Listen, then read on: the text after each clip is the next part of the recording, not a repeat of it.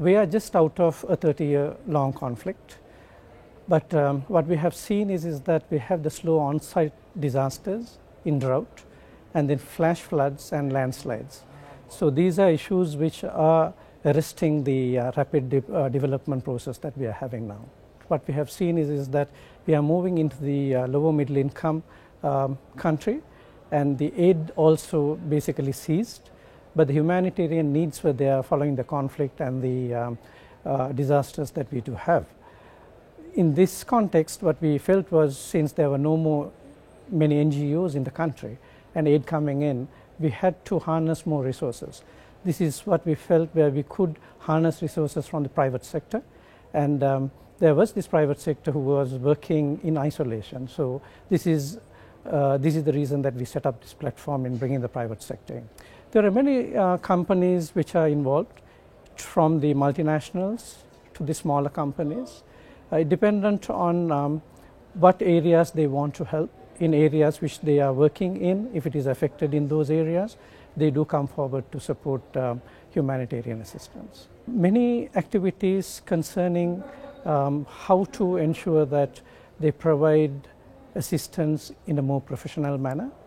The other is to reduce risks in their own companies and the families of their employees as well. So there are many initiatives that we have taken along with them.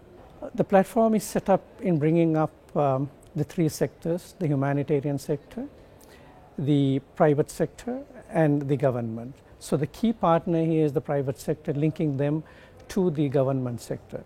The government has always been working in isolation, so has the private sector been. This platform has helped them link better and a better understanding, and to ensure that resources are mobilized and optimized. There are so many companies which are looking at reducing risks. One is that they actually want to reduce the risks based on the disasters that there are. The other is that they need to ensure that there is ethical production in what they do.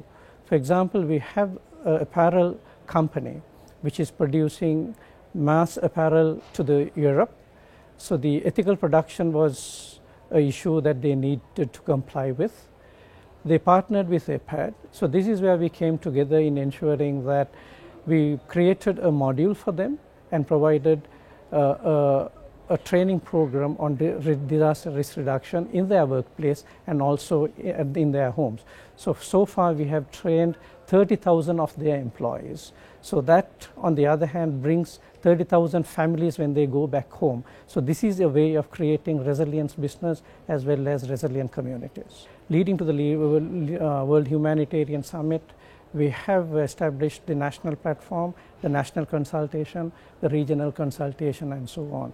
What we see is the outcome of the World Humanitarian Summit. As the Secretary General said, leave no one behind and work differently and get the private sector involved. I think this is exactly what we are doing, and we see a huge potential. And we are so grateful that we can partner with the CBI, and we have seen the outcomes within this short period during this week, and the networks, the strength, the amount of resources that we can acquire from them.